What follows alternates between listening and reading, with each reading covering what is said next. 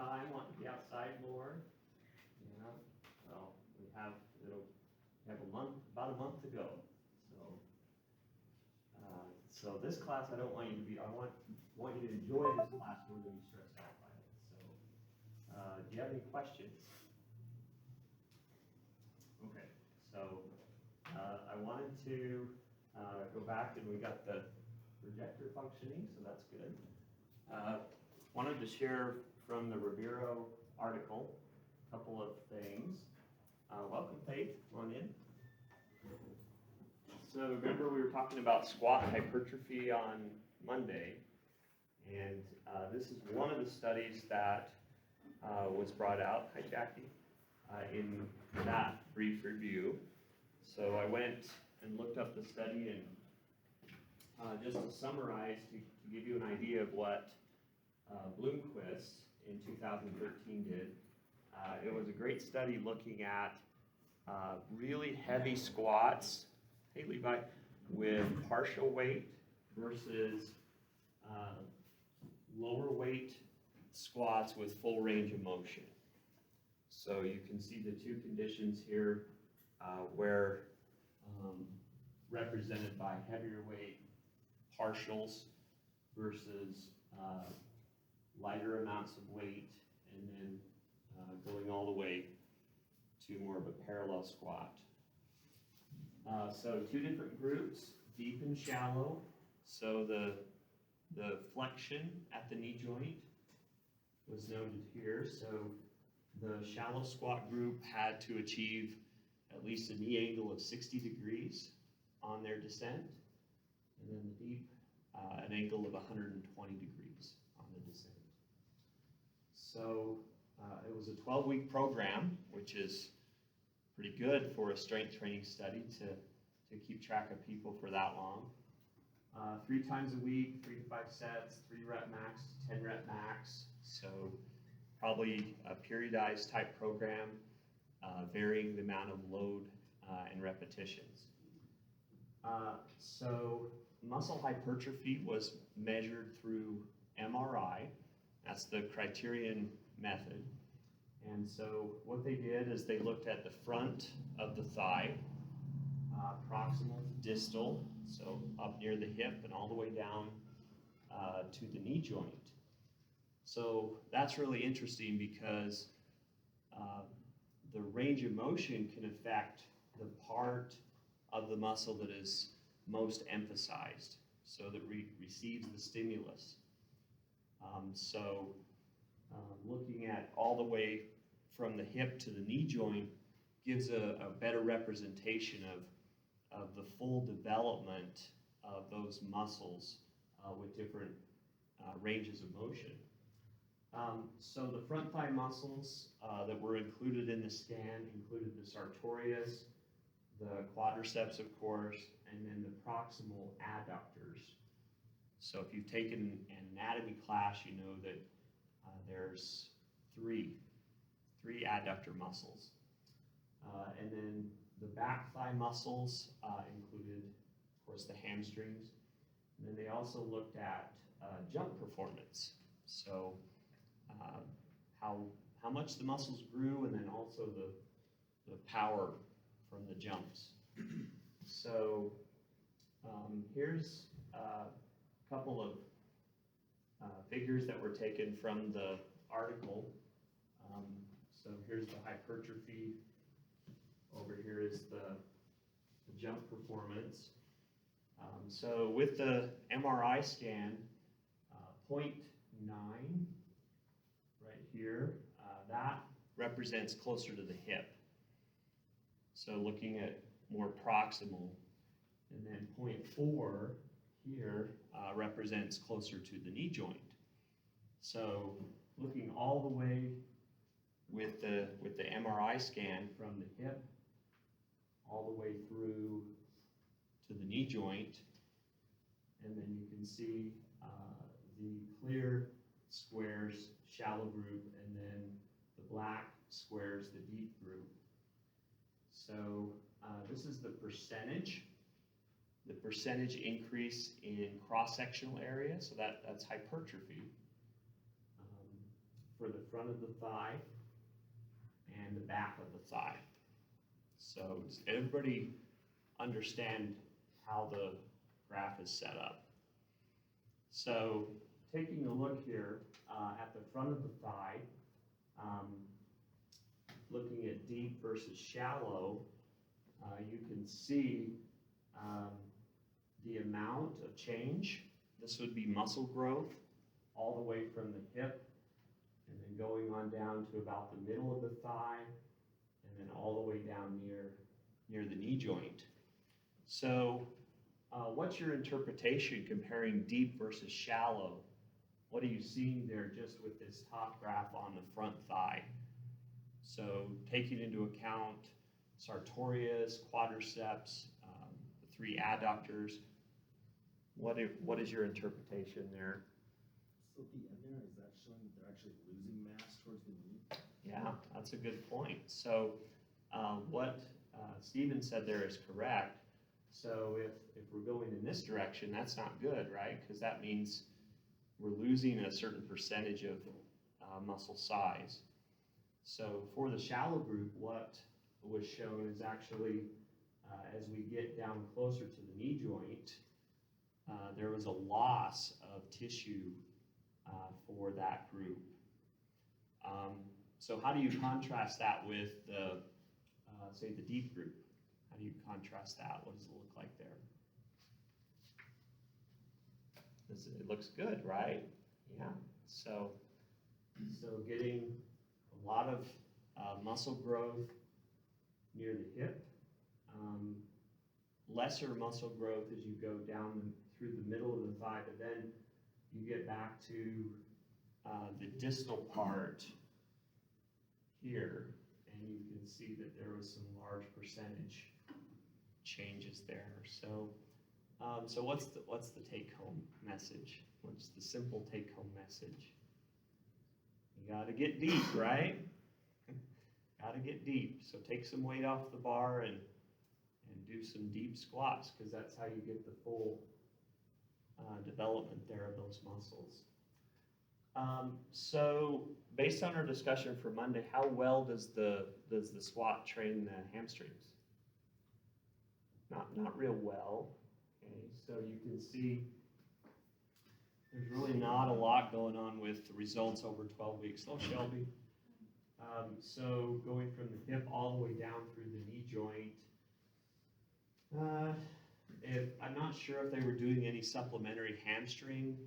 Probably not, because they were just looking at the effective squats. But you can see a little bit there, but it's really not a lot, even getting some regression at certain points. So basically saying the squat, deep or shallow, really isn't much of a hamstring exercise.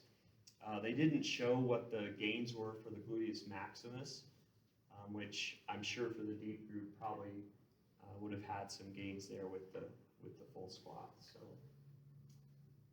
questions on the hypertrophy part? Yes. So on the top one there, we see like the greater muscle growth at the, up toward the hip and then going down toward the knee. Mm-hmm. Is there a reason that we see it more so in those areas than the mid-thigh? Is there just more tension in those areas? Or? I think maybe closer to the tendon, so closer to the attachment point, maybe just as to reinforce that attachment point.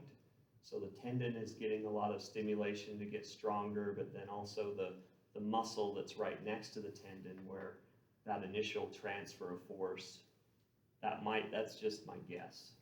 So then through the belly of the muscle where, there may not be as much tension versus at the ends, maybe, so.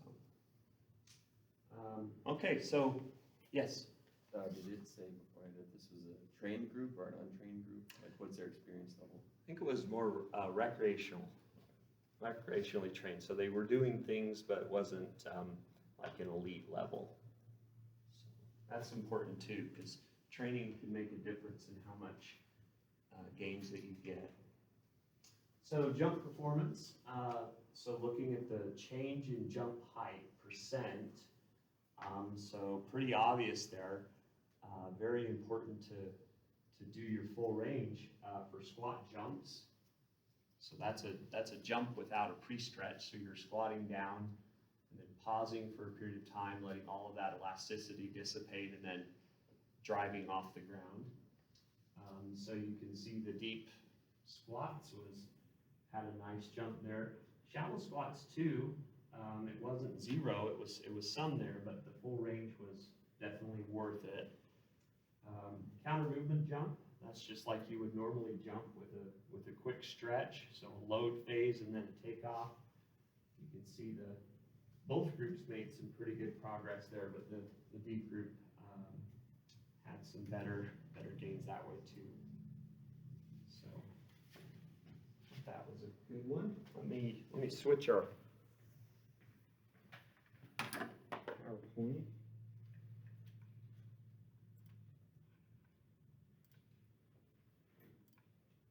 Okay. Let's get into today's application. So what were the 4 hypertrophy methods that were discussed in the article? There were 4 of them. Yeah, heavy negatives. Okay. What else? Yes, supersets. 2 more. So there was forced reps or assisted reps, and there was also drop sets. And so let's just talk about each of these. So one of the initial points from Schoenfeld, and I liked it how he did discuss some of the enzymes and other, we call them transcription factors inside the cell, but he didn't go into that too deep, so kept it to just more of the practical stuff. But he did state that in terms of hypertrophy, the type 2 fibers respond a lot better in terms of muscle size. So if you're someone that was born with a lot of type 2 muscle fibers, you're going to respond really well to a hypertrophy program. So the 3 basic factors that he mentioned as the overriding promoters of hypertrophy, what were they?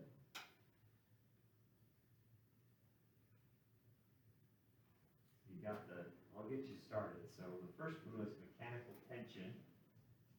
So that's just heavy weight. Next, muscle damage. Okay, so when we work out, we induce a little bit of microtrauma.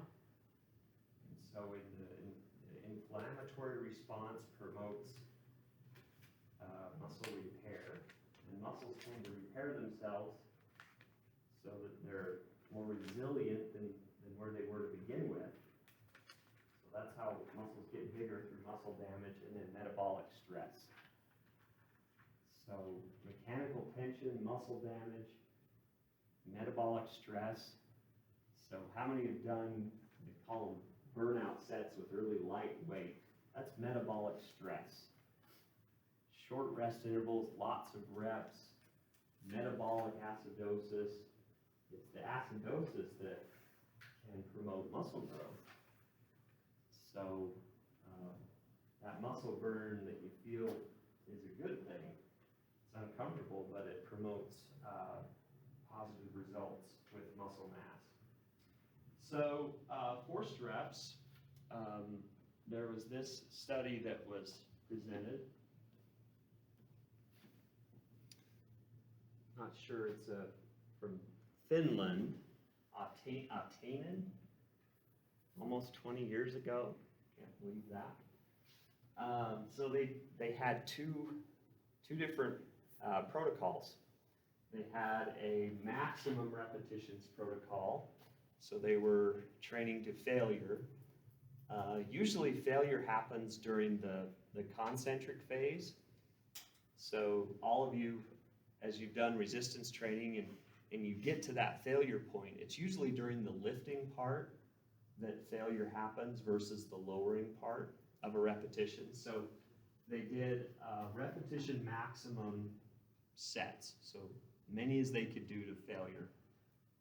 Forced repetitions. So this group went beyond the failure point. They did 12 repetition sets. So that's kind of a mid-repetition range conducive to hypertrophy due to hormone response. So their workout, nothing special, pretty typical. 4 sets of leg press, and then 2 sets of squats and 2 sets of leg extension, 2 minutes between sets. And so you might be wondering, well, if it's a study, then we need to control for things you might expect. Well, of course, the forced repetition protocol is going to be better. They're exerting themselves more, but what they try to do is control the amount of force. So with the forced repetition protocol, the load was 15% higher. So what that means is if they're doing 12 repetition maximum sets, the load allowed them to do was designed so they could do 8 to 10 on their own. And then the last 2 to 4 reps, they had to have some assistance. So both groups were still doing 12 reps, but this group had assistance on 2 to 4 of those reps. And this is where I really appreciate their study design, because they actually measured the exact amount of assistance.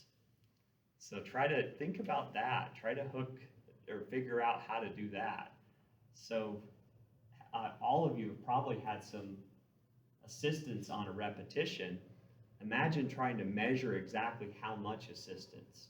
And that they were actually able to accomplish that. So the exact assistance was measured with force plates and dynamometers. So they had some pretty sophisticated equipment to control for exactly how much assistance they were getting. So the total volume was equalized. So how do we define volume? What was our definition of volume? How do we calculate it? A couple of weeks ago.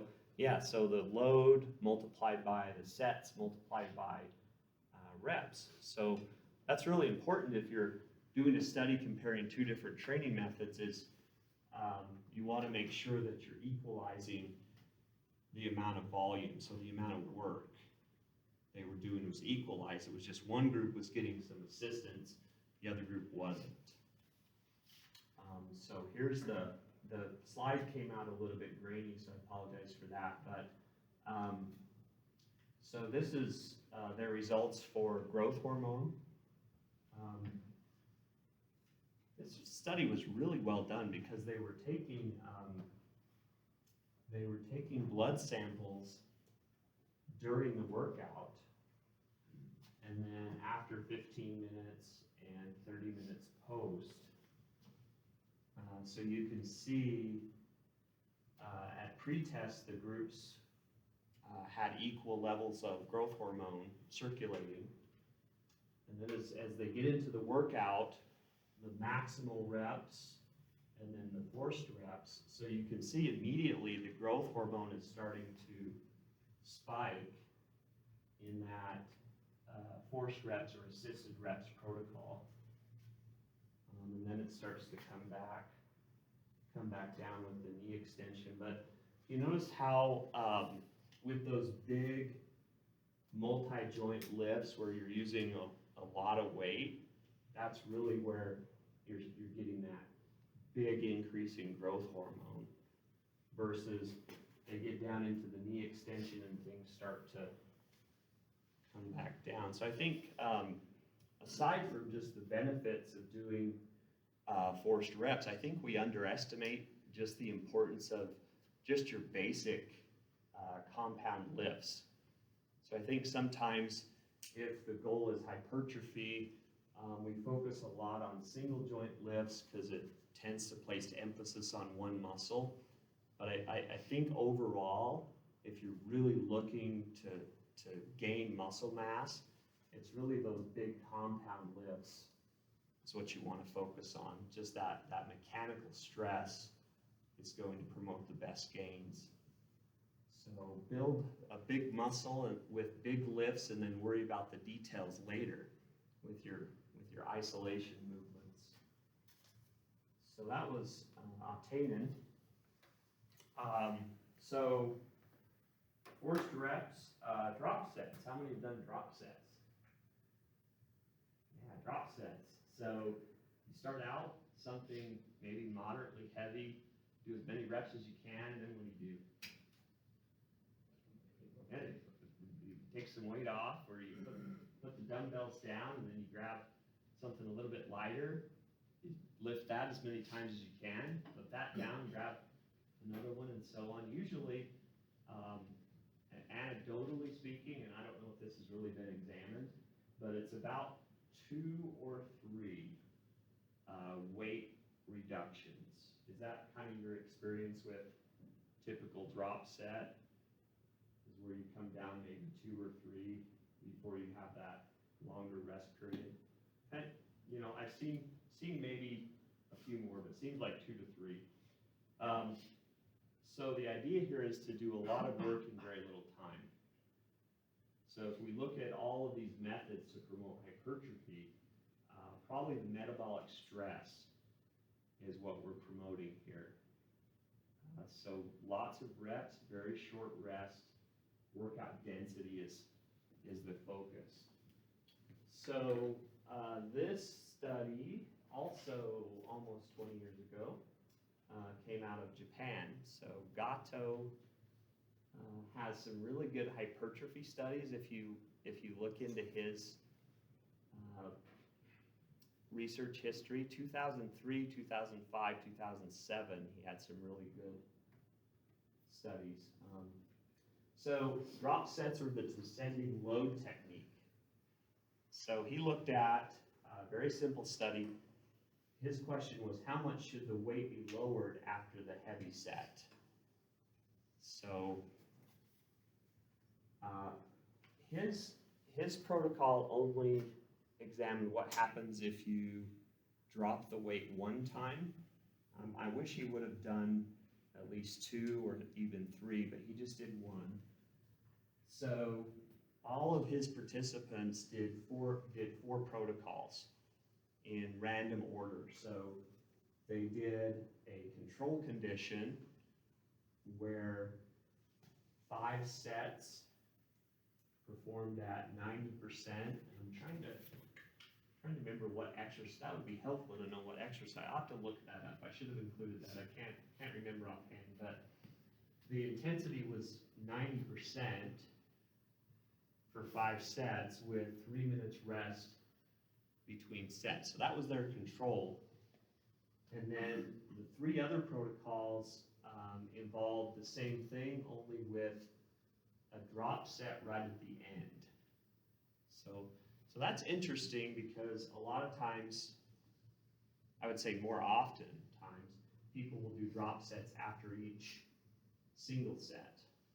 But this is the way he set it up, is you do 5 heavy and then you do a drop set at the very end. So maybe we could say this is more like a burnout set, so to speak.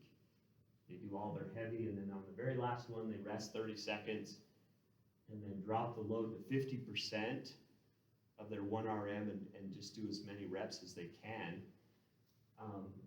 This protocol, after a 30-second rest, after the last set, they did 70%. And then this one was kind of strange. It was, the last set was at 90, they rested 30 seconds, and then they picked up that 90% again. So 4 different protocols.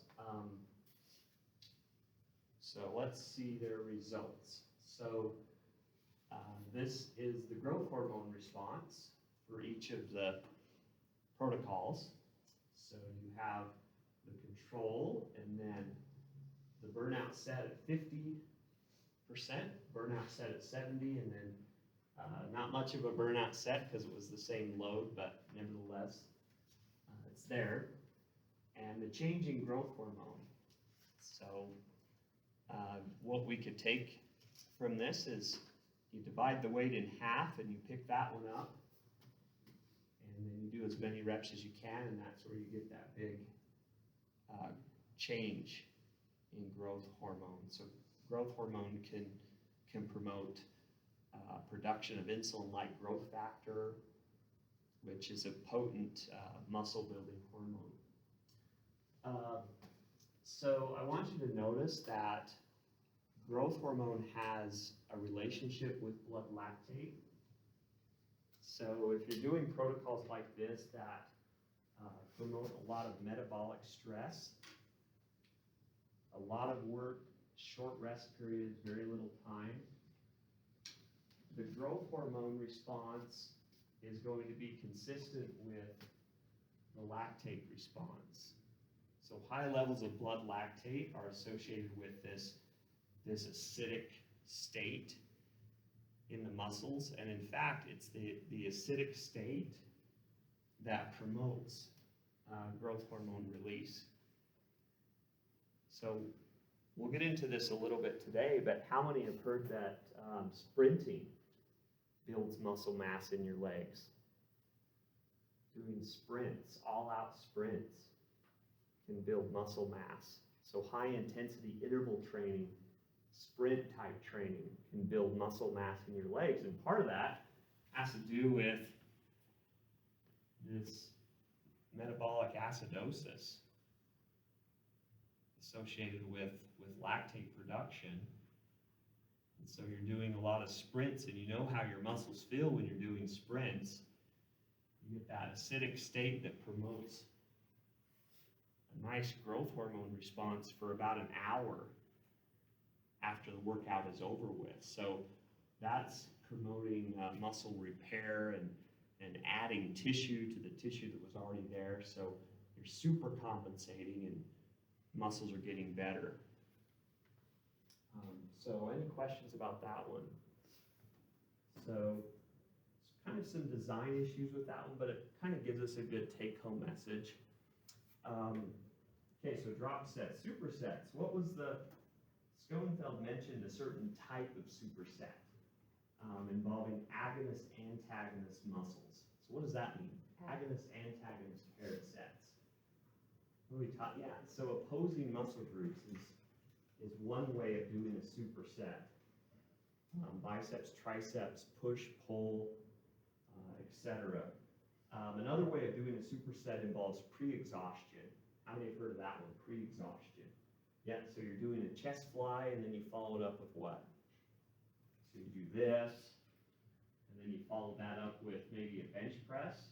Okay, so you're pre-exhausting the pectoralis major, and then you go over and do a bench press, and then that even recruits more motor units for the pectoralis major, and then you're involving the shoulders and triceps as well. So probably drop sets and supersets, the idea is the metabolic stress. Forced reps is kind of more the mechanical stress. What about heavy negatives? Which type of muscle action tends to induce the most muscle damage? Yeah, eccentric. So we tend to be a lot stronger in lowering weight than we are in lifting weight. Most 1 rep max assessments involve measures of concentric strength. How many of you have ever been measured for your max eccentric strength?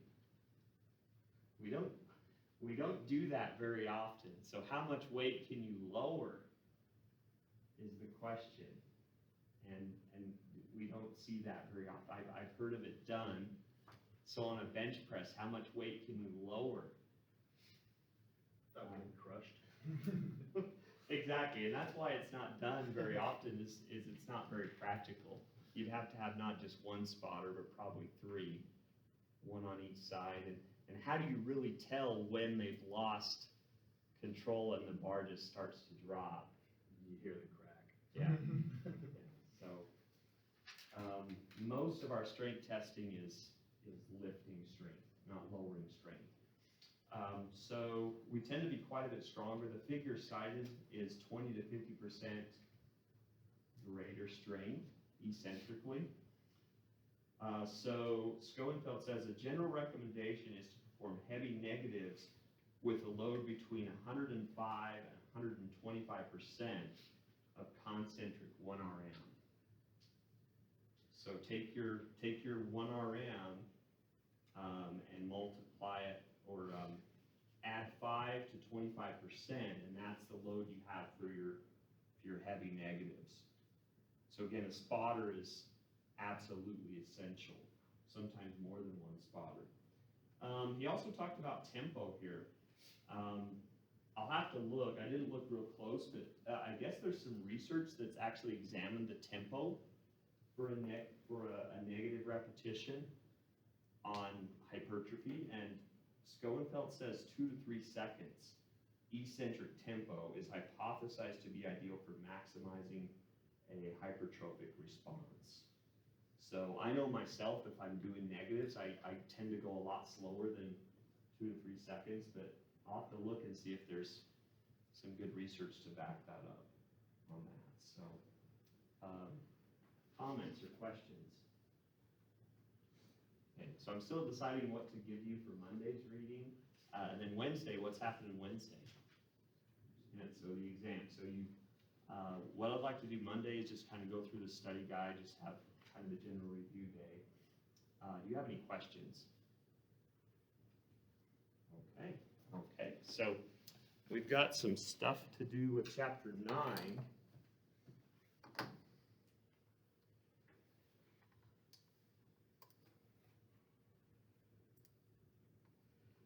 Okay, so we talked about different energy systems. So the ATP, PC, sometimes called ATP, PCR, and I like to just say phosphagen because it's easy to remember. So phosphagen is the same as the ATP, PCR, and so on.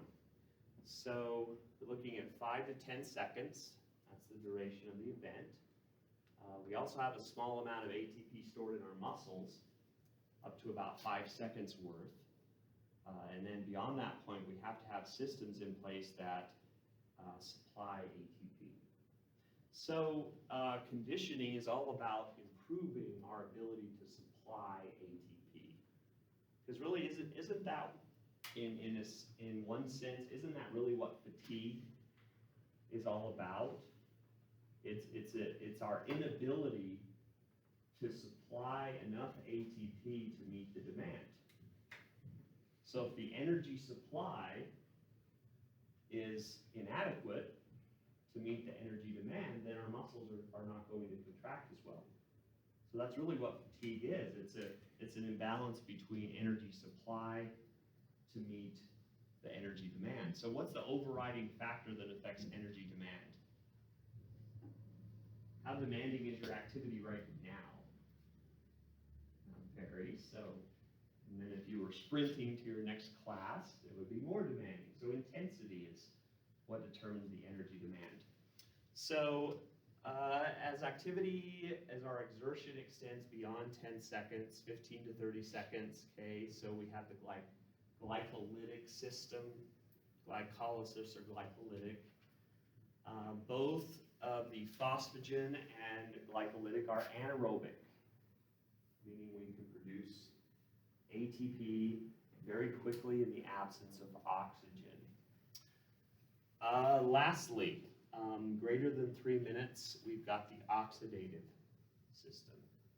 So as our bodies have time to supply the muscles with oxygen, as the duration extends, we use primarily the oxidative system.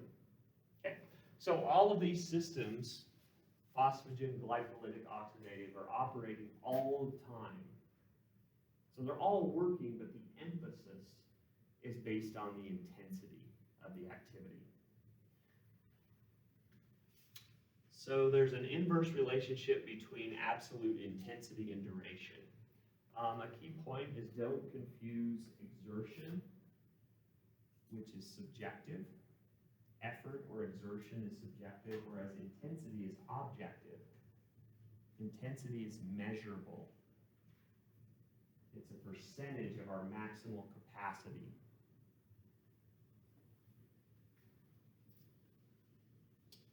So sports with more of an anaerobic focus will require a higher rate of ATP production. Sports that are more endurance or aerobic based will require a higher capacity. So those two things, rate of ATP is how fast. Capacity for ATP is how much.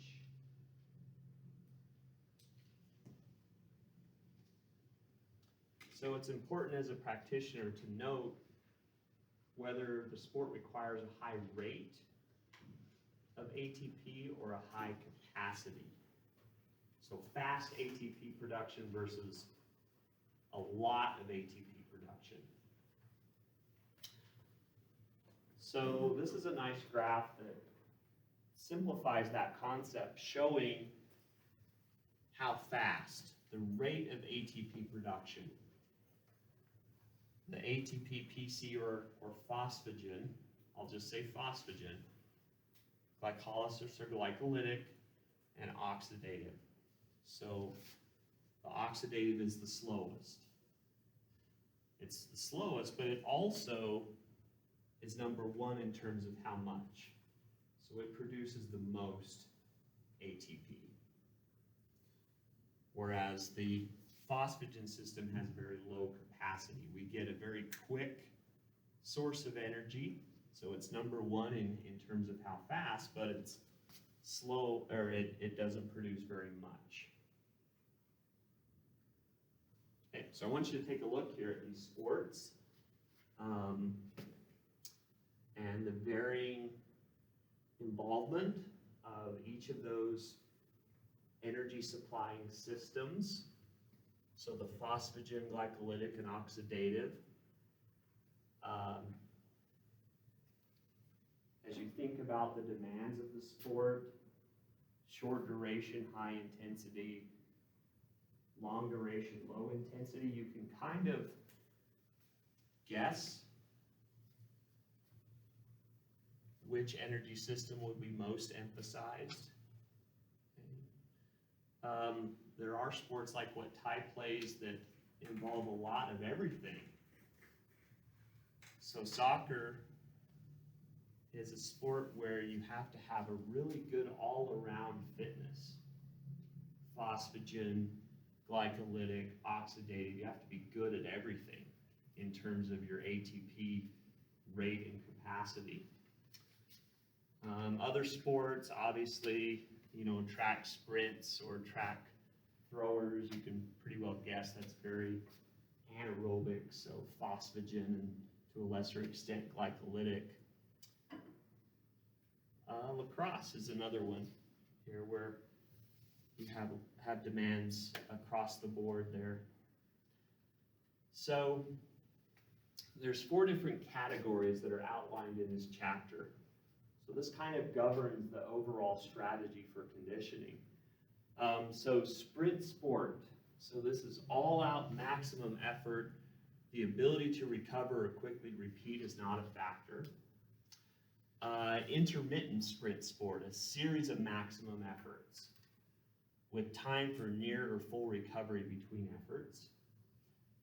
Transition game, okay, so a series of efforts, varied intensity, random patterns, looking at you, Ty. Recovery between efforts varies from almost non-existent to near complete. So that's hard to condition for with that type of demand because you have to be ready for anything. Endurance sports, so of course, continual submaximal effort, so interspersed with probably near, because cross-country runners get to the end of the race and they're going as hard as they can. The shortest possible time over a specified distance. Okay, so what I'd like to do is just get you into groups, engage a little bit more. So let's go with groups of 3, and I want you, this is a 5-point assignment, so get you some participation points. I want you to turn in one piece of paper, everybody's name at the top, so 3 names at the top, so recruit someone to write, and I want you to come up with 3 examples for each of these. 3 examples for each of those. So, shouldn't take you very long, but I want you to think a little more about it. So just, you can move your desks or however you're comfortable. Group of three.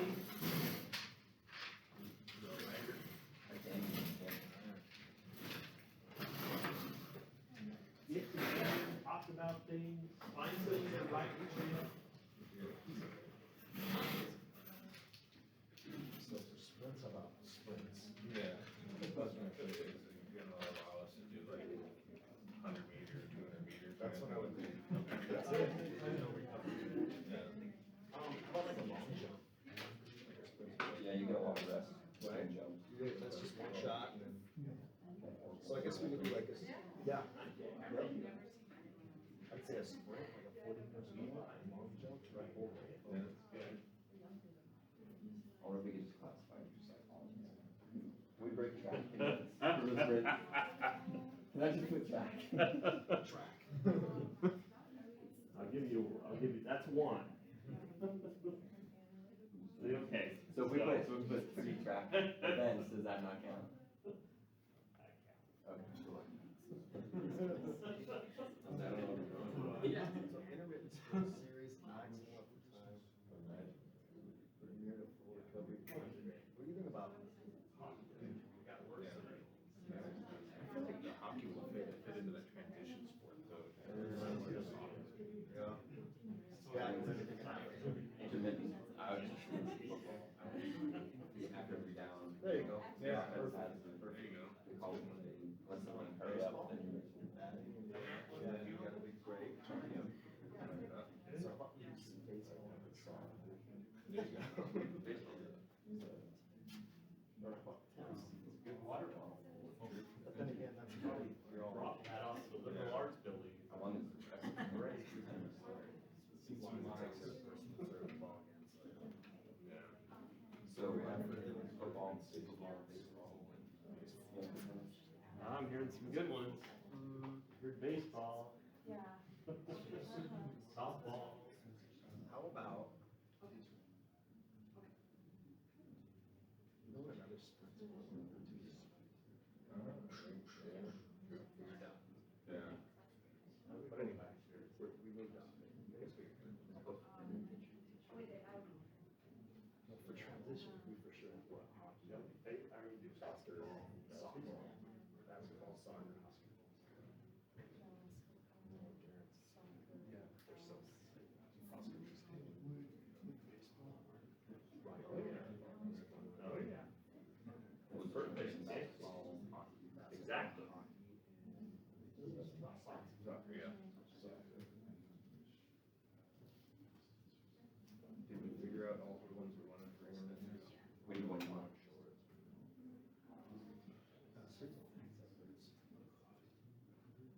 How about, now with the recovery training? It's kind of a, how about wrestling? There you go. I think so. Just curious. There you go, yeah, there you go.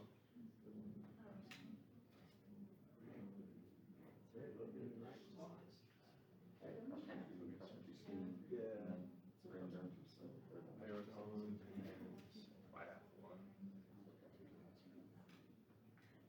They're cycling. There you go, I like that. Recovery. Yeah, we got 3 or 4. The home game this week, right? Yes, finally. No one's got home game. Snow. Yeah. That's one. Forecast looks good. I would have done cross wrestling. Even just like mixed martial arts would also be. For sure. Did you get martial arts? Well, if anyone would know, you would. Does anybody need more time? Okay.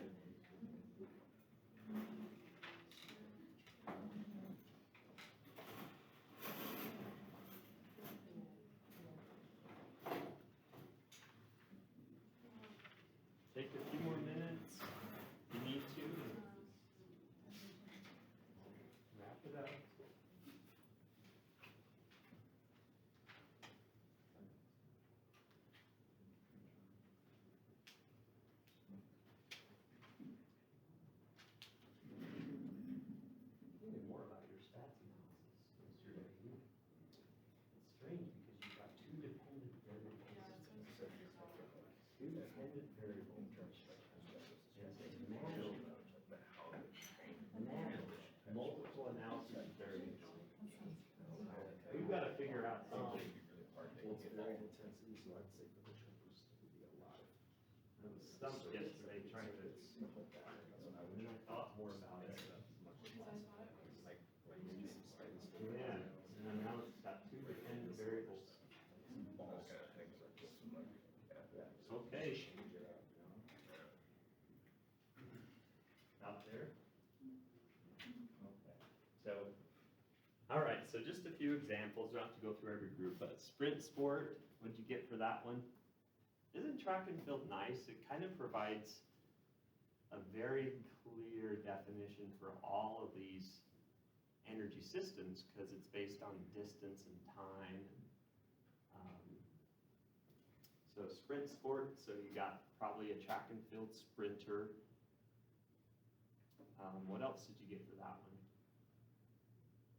Rowers, right? Anything? You said swimming, like short distance swimming? Yeah, that, I didn't think of that, but that's true, because there's definitely sprinters in that sport as well.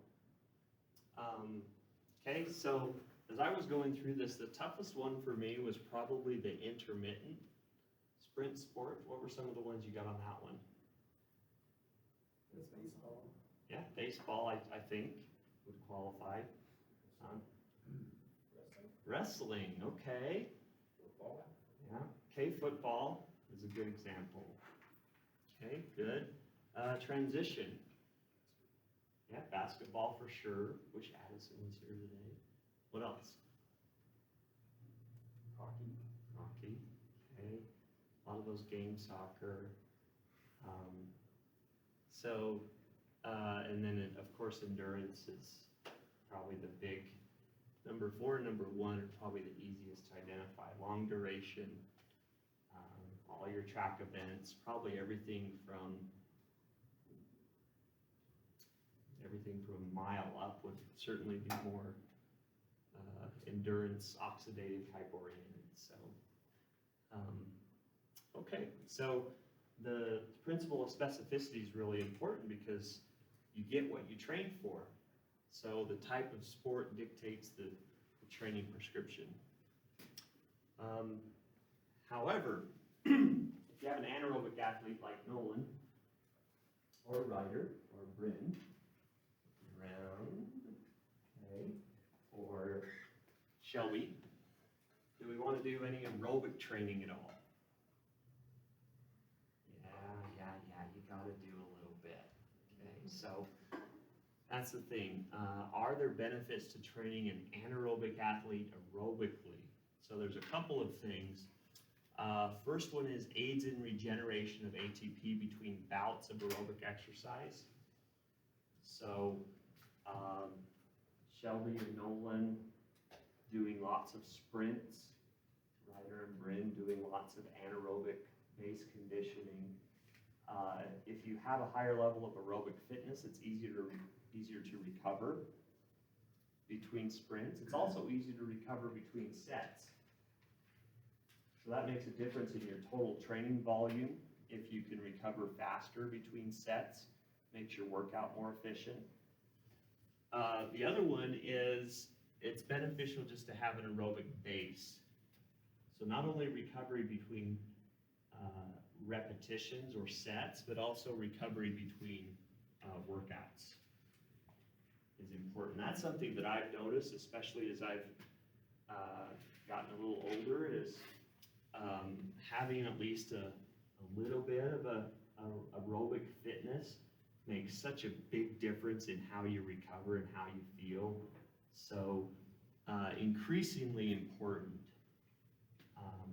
just for overall health, but also if you have an aerobic base, the quality of your anaerobic training is going to be much better. So usually, from my experience, anaerobic athletes really don't like the aerobic training because their body size and stuff, they're not really very good at it. They've got lots of fast twitch muscle. How well does fast twitch muscle do with endurance training? It hurts, it's tough to do, but I think if we can just place emphasis on get a little bit of a base going, and that's gonna help you with your performance, I think we can sell it. So what is anaerobic conditioning? High intensity interspersed with recovery periods. The work-rest ratio is really important. It's not just how long you're working to emphasize an energy system, but you also have to recover properly, because too short of recovery and you could begin to emphasize other energy systems. So if you're doing sprints but not allowing sufficient recovery, then all of a sudden it starts to become more of an oxidative type workout, and the quality of each sprint will start to drop. So during anaerobic activity, ATP demand exceeds our capacity to supply it. So those two energy systems, glycolytic and phosphagen, are most trained and most important. So does everybody understand the difference between capacity versus power? Let me give you a couple examples. How many have done the Wingate test? So yeah, Wingate test. A couple of important numbers with that, and you'll have the opportunity, if you haven't had exercise phys, you'll get to do the Wingate test. 30-second all-out sprint on a cycle with 7% of your body weight. There's no pacing involved, it's just all out, right from the gate. And you tend to see the highest peak power within the first 5 seconds. So remember, we have that small storage of ATP. So you're gonna blow through that in about the first 5 seconds. So that's where you're gonna see the highest power output. And we have a really nice Wingate bike, as well as software that's integrated into a computer where you can actually see your results in real time over that 30 seconds. So the other part of that is capacity, so your ability to supply ATP. So aerobic power is how fast you can produce ATP. Capacity is how much ATP you can produce. So the mean power would be over the entire test. So how powerful you are over the entire test. Right out of the gate, you're going to be really powerful, but can you hang on to that? So for some people I've seen in lab, they have a tremendous burst out of the gate, but after 5 seconds, their power tends to it's a steep slope. They have a really hard time hanging on. Other athletes, the power right out of the gate isn't really impressive. It's high, but it's not really impressive. But they have a better ability to hang on to that throughout the test. So the power at the end of the test is close to the power at the beginning of the test. The slope isn't as steep, and so their mean power, or their capacity, is a lot better. So it's hard to find people that are good at both. You either have people that are just super impressive from the go, or you have people that can really hang on well. It's hard to have someone I've never seen anyone that really does both well. So looking at aerobic conditioning, long, slow distance, LSD. So we talked about this some on Monday, looking at the FIT formula, frequency, intensity, time, or duration. This is a favorite of a lot of endurance athletes and has some great benefits. For an anaerobic athlete, including maybe 2 of these types of workouts a week, especially in the off season, is beneficial, because this is how you develop that aerobic base. It's not going to be to the point doing twice a week where you're going to interfere with your fast twitch muscles or your strength and power, but you're able to develop a certain base. So you spend a couple times a week, 30 minutes, okay, is a good duration. Don't need to go 2 hours, but it's conversational pace, 70% of VO2 max, just cruising along. We develop a lot of these endurance type qualities. So mitochondrial density. So So why are mitochondria important? They produce lots of ATP, so that's where all the oxidative metabolism takes place. That's where the oxygen goes. So if you have more mitochondria, then your ability to take in oxygen is higher. Capillarization, what does that mean? Capillarization. Vascularity. So we're growing new blood vessels. So that's good. We're supplying the muscles with more oxygen through greater blood vessels. Shift to more type 1 fibers. That one happens if you overdo it. So if you're an anaerobic athlete, you have to be really careful. A couple of aerobic workouts a week is fine, but if you're doing every single day, you need to watch really carefully that it's not interfering with your strength gains. Because there comes a point where your body starts to get mixed messages. Remember, you get what you train for. So if your objective is to be as strong and as powerful as possible, you have to really watch your frequency on the aerobic training, because that can ultimately interfere with muscle size and muscle strength. Okay, so I'm just talking about overdoing it, but a couple times a week is fine. Okay, so tempo training, we talked about that. We're improving the anaerobic threshold. So we're moving that up. We can maintain aerobic intensity at a higher pace before crossing over and things become anaerobic. Okay, so work-rest ratio, really important. So I want you to notice if we're emphasizing these energy systems. Okay, so the duration of our work bouts, 5 to 10 seconds. We're emphasizing the phosphagen system. We want near complete recovery with each sprint. So the example we talked about Monday, if it's a 10-second sprint, we want at least 120 seconds of recovery.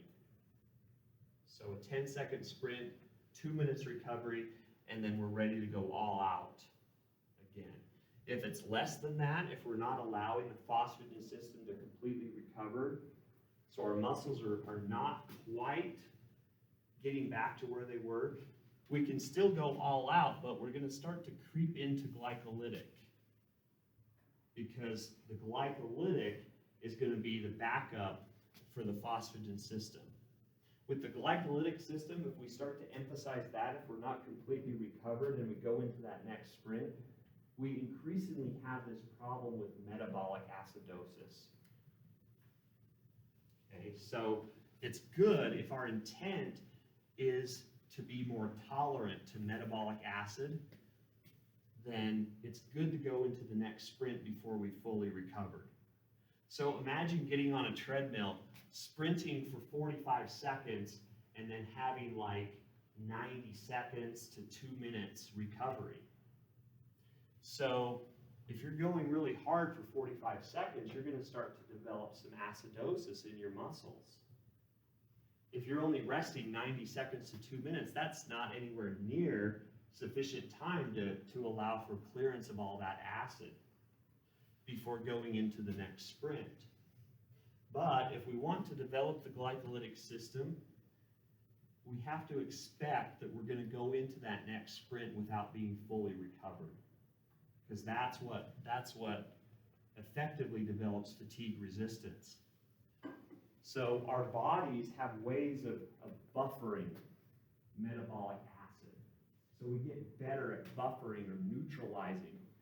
We have, it's like, how many have taken antacids for an upset stomach? Okay, so Tums, what else is out there? Pepto-Bismol, okay? So in a way, our muscles have the same type of mechanisms in place where we can buffer metabolic acid to become more fatigue resistant.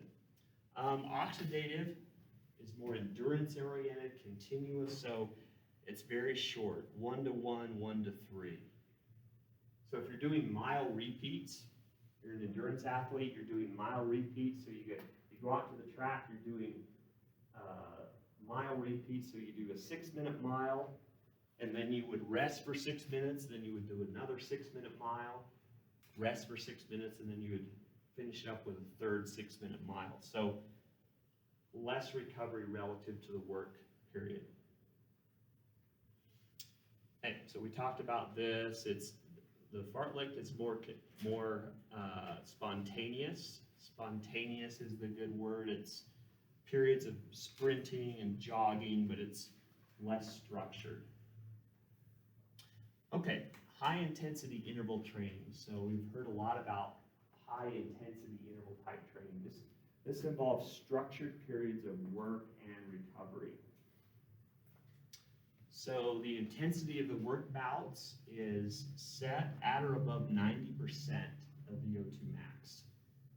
So we're working really hard, close to our max, sometimes even above, so it's super max, above our aerobic capacity max.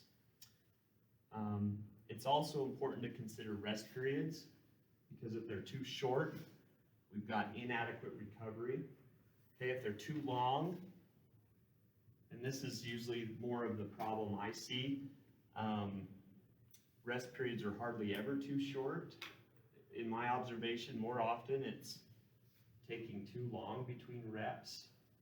Okay, so we're checking our cell phone, or we're talking about nothing.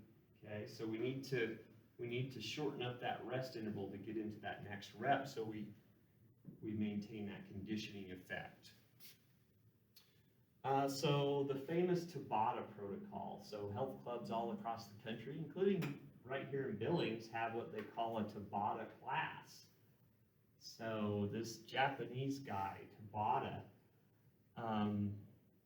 back in 1996 developed this protocol. Not anything special, but it kind of took off, especially in recent years. We figured out that working really hard for short duration is effective for producing fitness. So 20-second work, 10-second active recovery, repeated 8 times or for a total of 4 minutes. So very quick workout. You combine that with 10 to 15-minute warm-up and cool down, and you're in and out. I think most of the health clubs that market the Tabata classes, it's like 30 minutes total. But a very small portion of that is actually sprinting, which is effective. It's been shown to increase both aerobic as well as anaerobic capacity. So it works really well because we live in a society where people's schedules are very full.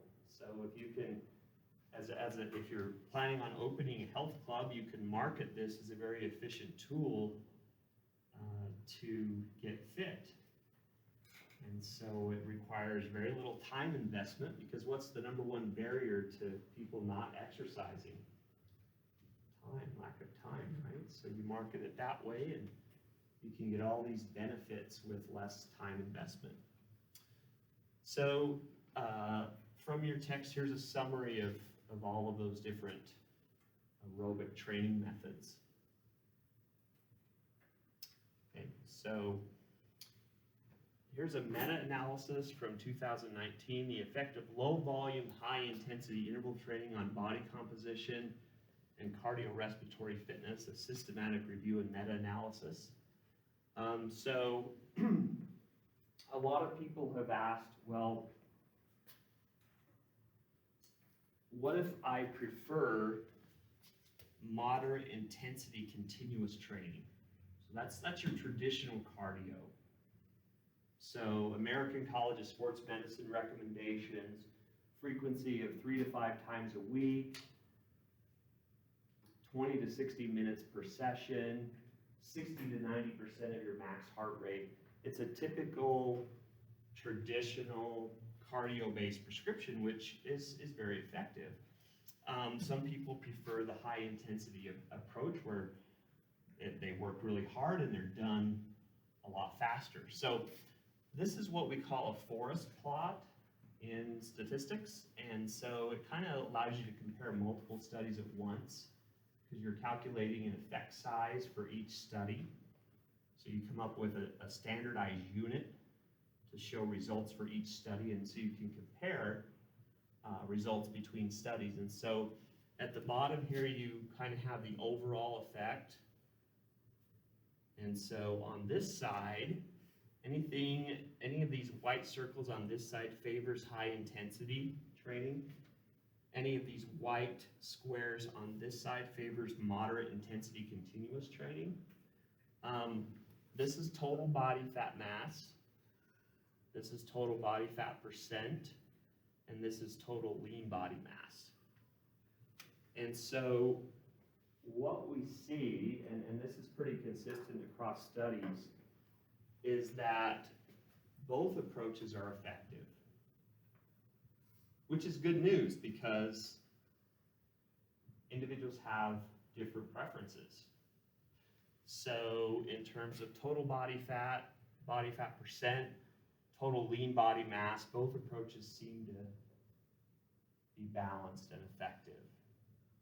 So in terms of high intensity interval training, I have seen some literature that shows for building muscle, total lean body mass, that the high intensity is more favorable for that, okay? Because of the higher intensity, more type 2 fibers involved. But the good news is for aerobic fitness and body composition, both approaches seem to be effective.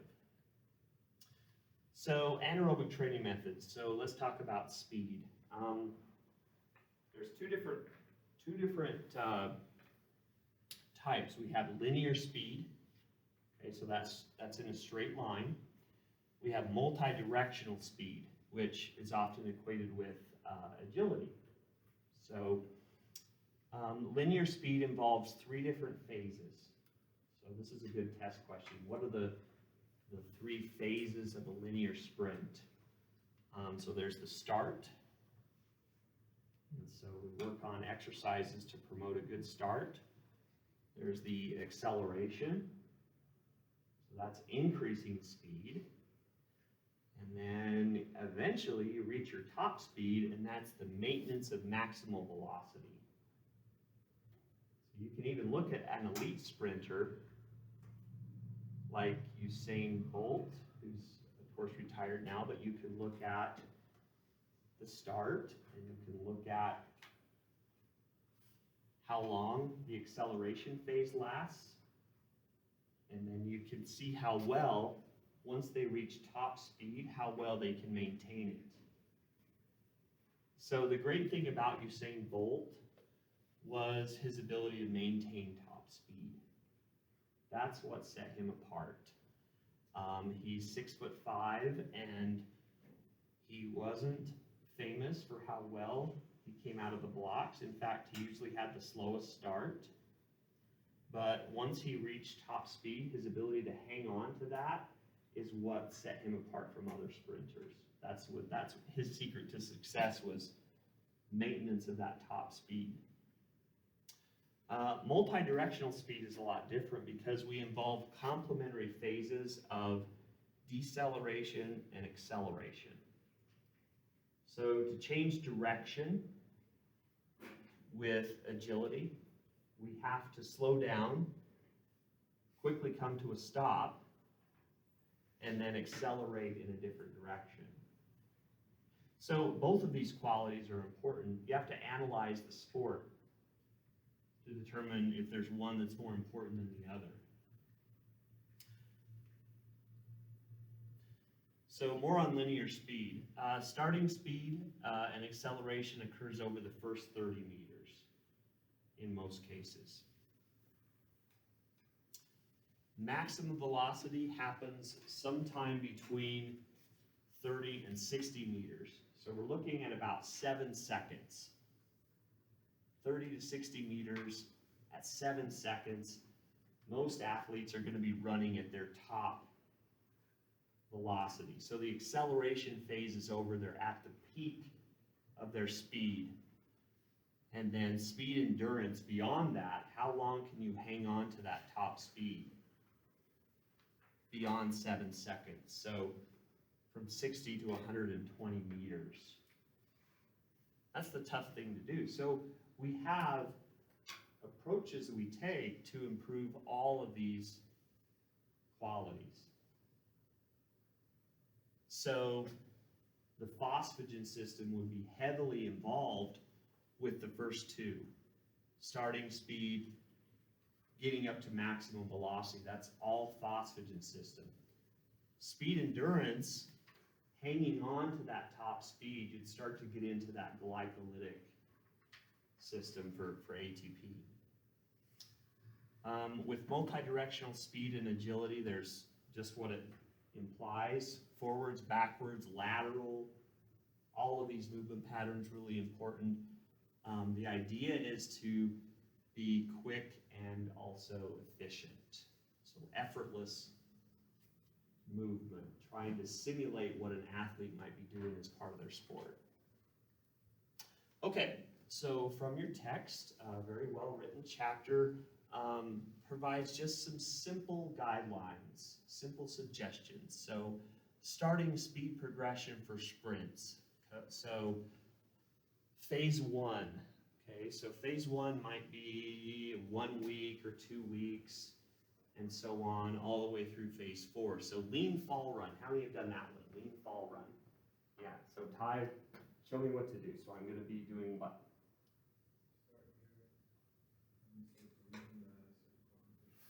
And then I'm gonna go into a sprint. So lean fall run. 90-degree lean fall run involves a hinge at the hips. Okay, so I'm going to be standing here.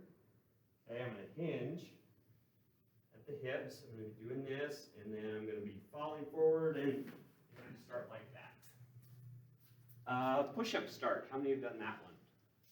Push-up starts. So it's just like it implies your chest on the ground, hands in position, push up on a signal, and then you go. There's lots of variations of ground starts. So you can do half kneeling starts, you can do lying on the side, lying on the back, you can do both knees down. So lots of different variations there to simulate what an athlete might do as part of their sport. Phase 3, push-ups start with one hip and knee flexed. So this one, imagine you're in a push-up position, but okay, so you're here, and then you have one hip and knee flexed like this, and then I'm going to signal you're out like that. So,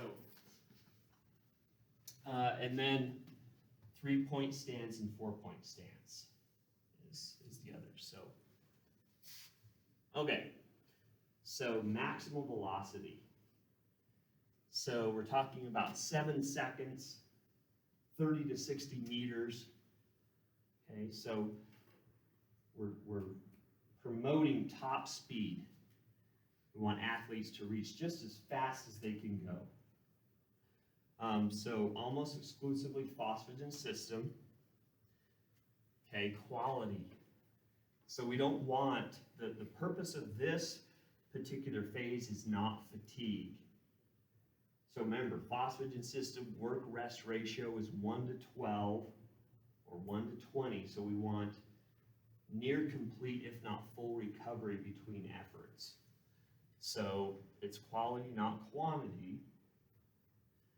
Especially for sprint mechanics, you want quality and less fatigue. So again, you're going to see this over and over again because it's so important to develop these energy systems. We want to follow those work-rest guidelines. Okay, so from your textbook, here's a sample week of speed and agility training. So I'm going to ask you here in just a moment, we'll have an assignment for you to complete for Monday. You can see all the way through the week here. Monday is your linear day, as well as working on your starts. Okay, Tuesday, and looks like Friday are your multi-directional days, and then just a simple pro agility shuttle. So that's sometimes called the 5-10-5 or 20-yard shuttle, and going in each direction, and you're focusing on full recovery. for that quality between repetitions. Okay, so now we're up to speed endurance, so glycolytic system. This is where we're starting to run into that metabolic acidosis. So dealing with acid in our bodies is very important for some sports for fatigue resistance. Greater than 7 seconds, 60 to 120 meters on our sprints. Best done pre-season, early in-season. So why wouldn't we want to do this type of stuff in the middle of the in-season? It's fatigue, right? You're going to burn somebody out just prior to a match or a game. So we want to develop this fatigue resistance before we get into the thick of the in-season. So the glycolytic stuff is harder to recover from. So we have to keep that recovery time in mind. So the heavy emphasis on glycolytic system. Okay, all right, so I want to shift focus now and talk some about plyometrics. So plyometrics allows us to produce force quickly. Power is proportional to the rate of force development. So it's not necessarily the strongest people in the world that are the fastest, it's the people that can produce force the quickest, that can sprint and jump. So basic strength is great for a foundation, but eventually you've got to take that strength and learn to apply it quickly. And that's where your plyometrics come in. So there's 3 distinct phases: stretch, shorten, cycle. Some of you have heard discussion on this constantly in my other classes, but it applies here as well. So the stretch, shorten, cycle. Think about a jump. We have a load phase. We have a time between the load phase and the takeoff phase. That's called the amortization. So the time interval between where the load ends and the jump begins is the amortization, and then concentric contraction, propulsion, acceleration, all those things. So we load and then we jump. Load and jump. The time in the middle between the load and the jump needs to be minimized. So all you biomechanics and kinesiology students, why do we want to minimize that time interval between where the load ends and the jump begins? Yes, thank you, Levi. That's great, because during the load phase, our muscles are undergoing a stretch, and we are building all of this potential elasticity in the muscles. So to use that elasticity, we have to have a very short transition. This amortization is the transition between the load and the jump. So a short transition allows us to take all of that elastic energy and put it into the jump. So a muscle that undergoes a quick stretch before contraction produces more force, and so we jump higher.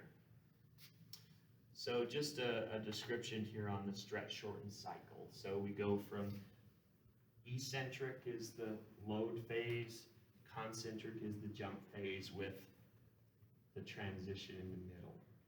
So we want to minimize this transition. So one of the effects of jump training is we just, through practice, we can learn to minimize that. We get better at transitioning between the load and the jump with practice. Okay, so BAMPA 1999 listed several factors that are important to consider for a plyometric training program. Go through these, list a couple of them here. Age and physical development is really important. One of the most advanced plyometric exercises is depth jumps. How many know what those are? So we're climbing up onto a box, and then we have another box in front of it, and so we drop off the first box, and then the idea is to quickly land and generate a jump onto the second box. And so that's not something you start out with. athletes have to be prepared for it, so gradually over time. One of the recommendations with plyometrics is we start with learning how to land properly. Learning how to land properly. We don't necessarily say, I don't necessarily like saying land soft, because the very next progression after learning how to land is what? Learning how to go from a landing into a jump, right? So if we're promoting land soft, we're not really going to be prepared for the next phase, which is to go from the landing into the next jump. So we need to learn to land control, but we need to keep the mindset that we're compressing a spring when we jump. So when we jump, we need to stay in a tensed position. That doesn't mean that we land with straight legs, but that means that we stay tight throughout our bodies on the landing phase, like compressing a spring. Because our legs, in a way, aren't they like springs? Some athletes more than others, especially jump athletes, their legs are just like springs. You compress a spring, and then when you release the spring, what happens? You get all that energy release. So when we teach landing, we need to think of that mindset is stay tight, compress like a spring. Because the very next phase of training is you're going to go from that landing into the release of all of that energy. So tightness in our body, good alignment, engaging this middle, our core of our body, which helps to maintain good lower limb alignment, but staying tight on our landing so that we're ready to go into that next jump. So just like other components of training, there's volume involved here. So we don't approach things just haphazardly. Volume in some sense needs to be monitored. So volume is given in the contacts per session. So that's foot contacts.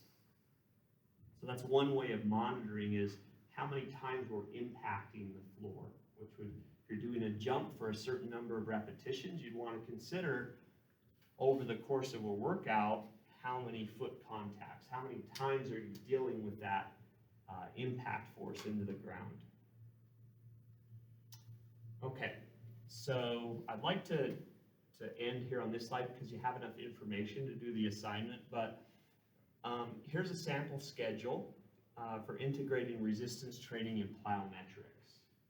So as you look over that, a 4-day plan, Monday, Tuesday, Thursday, Friday, what do you notice about how the resistance training and plyometrics are paired together in this example?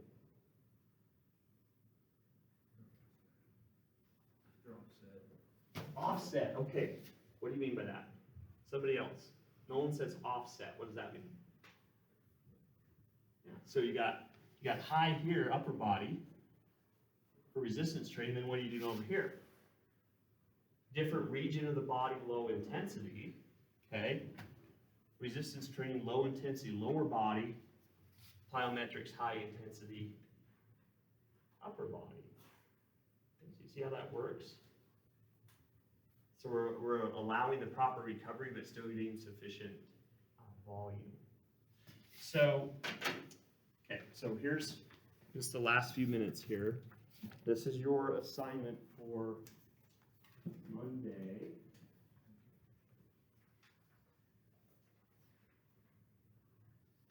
So it's similar to our assignment from last week.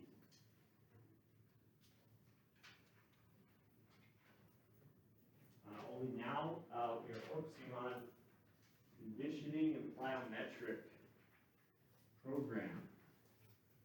So I want you to be creative, like we did before. So create a 7-day, 1-week example anaerobic conditioning and plyometric plan for a trained basketball athlete. So everybody is basketball for this assignment. The time is early preseason. Early preseason. Couple of utilized tables 9.4, 9.12, slide 31, as well as other tables from chapter 9 to make your plan. For the conditioning, the emphasis should be on development of the glycolytic system with secondary emphasis on the phosphagen and oxidative systems. So speed endurance. Speed endurance is the focus for preseason. Make a table in Word or Excel with a column for each day of the week. No more than one off day or rest day. So you can just put off or rest day on one spot. Working out twice per day, please note the AM or PM with a description of anaerobic conditioning and or plyometric training methods for each day. Please note that you do not need to have both anaerobic and plyometrics together every day, but could alternate days of either modality. So I'm not looking, there's not one right or wrong way, so I want you to have some freedom in this assignment. For the anaerobic conditioning portion, make sure to state the work-rest ratio for interval-based training. For the plyometric portion, make sure to note, there's a typo there, note the number of repetitions, foot contacts, and a brief description of the exercise. So if it's something where you're taking off on 1 foot, landing on 2 feet, etc. So you have a certain exercise in there, make sure that everybody knows what you mean by it. Be creative, write a half a page, single-spaced paragraphs, double-spaced between paragraphs to justify the content in your program. Any questions? That'll be due on Monday. Shouldn't take you very long, so that's it. So Monday we will, I think there's a few slides left with chapter 9 we'll review for the exam. Thank you.